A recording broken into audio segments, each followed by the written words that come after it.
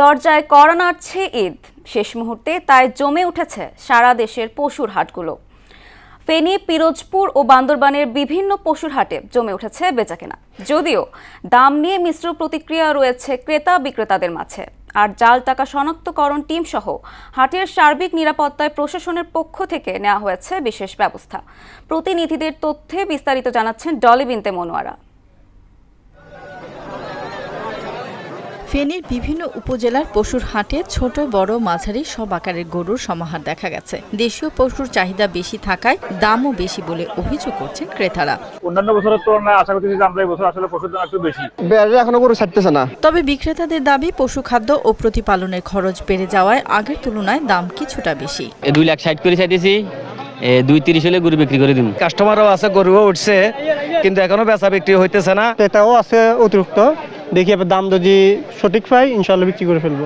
হাটগুলো নিরাপত্তা নিশ্চিতে প্রশাসনের পক্ষ থেকে নেওয়া হয়েছে বিশেষ ব্যবস্থা। যেসব জায়গায় গরুর হাটগুলো বসে আমাদের এই অভ্যন্তরীণ সেই গরুর হাটগুলোতে আমরা জাল টাকার মেশিন সহ এবং আমাদের পুলিশের স্পেশাল নিরাপত্তা ব্যবস্থা গ্রহণ করা হয়েছে। এদিকে বাগেরহাট, গোপালগঞ্জ সহ বেশ কয়েকটি এলাকা থেকে ব্যাপারী খামারির সমাগম ঘটেছে পিরোজপুর জেলার নাজিরপুরের দিঘির যান হাটে। এবছর জেলায় স্থায়ী ও অস্থায়ী মিলিয়ে 26টি হাটে পশু কেনাবেচা চলছে।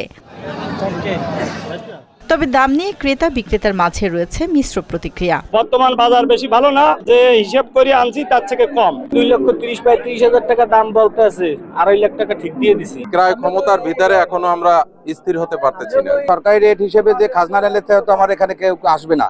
আমরা নিতেছি 3 টাকা হারে বা 2 টাকা হারে, এইভাবে নিতেছি। এবছর জেলায় 21,899টি পশুর চাহিদার বিপরীতে প্রস্তুত রয়েছে 27,406টি। হাটের সার্বিক নিরাপত্তায় আইনশৃঙ্খলা বাহিনী কাজ করছে বলে জানালেন অতিরিক্ত জেলা প্রশাসক। পশুর হাটসমূহ সেখানে আমরা জাল নোট শনাক্তকরণে ব্যাংকের সাপোর্ট সেন্টার থাকবে এবং ভেটেরিনারি একটা সাপোর্ট সেন্টার থাকবে। অন্যদিকে বান্দরবানে এখনও জমে ওঠেনি শিশুতল বাজার, কালাঘাটা হাট। শেষ সময় ক্রেতা সমাগম না হলে লোকসানে পড়তে হবে বলে আশঙ্কা করছেন ব্যবসায়ীরা। কাস্টমার যেটা চায় সেটা দরদাম হলে বিক্রি করে দেবো, না হলে তো রেখে দেবো। অনেক কাস্টমার দেখতেছে, দামও খাটতেছে না।